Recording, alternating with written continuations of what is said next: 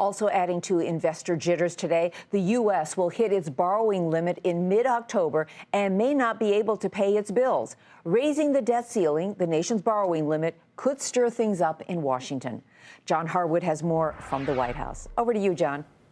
Susie, I interviewed Treasury Secretary Lew this morning, and what he said was, yes, we will negotiate with Congress over funding the government, which runs out of money on September the 30th. We'll negotiate over the sequester, but we won't negotiate over raising the debt limit because we can't afford to have a repeat of the repercussions of 2 years ago during the debt crisis. Here's Jack Lew.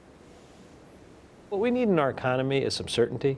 We don't need another self-inflicted wound. We don't need another crisis at the last minute. Congress should come back and they should act. Is a clean debt limit with nothing attached to it the only kind the president will accept? Yeah, I'm just going to have to reiterate, John, the president's made clear he's not going to be negotiating over the debt limit. But you will negotiate over the budget, which government funding runs out at the end of the month. Yeah, we've been very clear for quite some time that on fiscal policy generally, the president thinks the right answer is a balanced approach. Is the only way sequester is replaced in whole or in part is if Republicans agree to additional tax increases, or could you see a trade of entitlement cuts, some of which your administration has said are necessary for the discretionary cuts we've seen now? I don't want to get into the details of what a package would be, because a small or a large package might have different characteristics.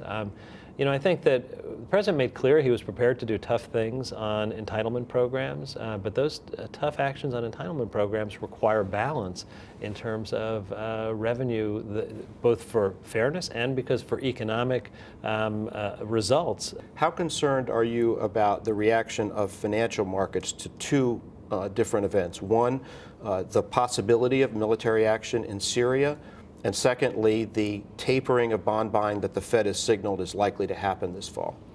I focus on the core economy here. I think we have to take every step we can as we make policy to try and keep our eye on the ball of what does the economy need to keep growing in the future. We have foreign policy decisions that are going to need to be made for reasons other than core economics, and obviously we'll have to manage accordingly. In terms of Fed tapering, I as Treasury Secretary don't comment on monetary policy, but I will focus on core economics. Now, one other thing on the Fed, I asked Jack Lew whether he thought Larry Summers could do an effective job as Fed chairman if he's the president's choice, and Jack Lew was the soul of discretion. He said, I'm going to keep my advice on the Fed where it belongs, in the privacy of the Oval Office. John, let me just circle back to what Treasury Secretary said about not negotiating about this debt ceiling. Did you get any sense that there might be some chances of a short-term deal? I mean, reading between the lines, is there some flexibility to negotiating something? Well, there will be a short-term deal likely on government funding. That's the so-called CR, or continuing resolution. They're not likely to settle all their outstanding issues by the end of September. And what I'm hearing from the Hill, as well as from some in the administration, is the prospect of a deal for a couple of months, maybe through the end of the year.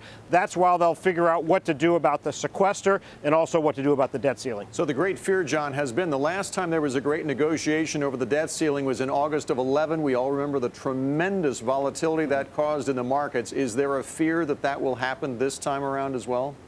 Well, there is if they don't get a deal, and that's why the administration is being so aggressive and out front and saying Congress needs to act and we're not going to negotiate. The one thing inside the White House you hear is the thing that could put us back into recession. The core economy, as Jack Lew said, is pretty strong, growing at about 2%. But if we have a debt crisis, a downgrade, destabilized financial markets, all bets are off.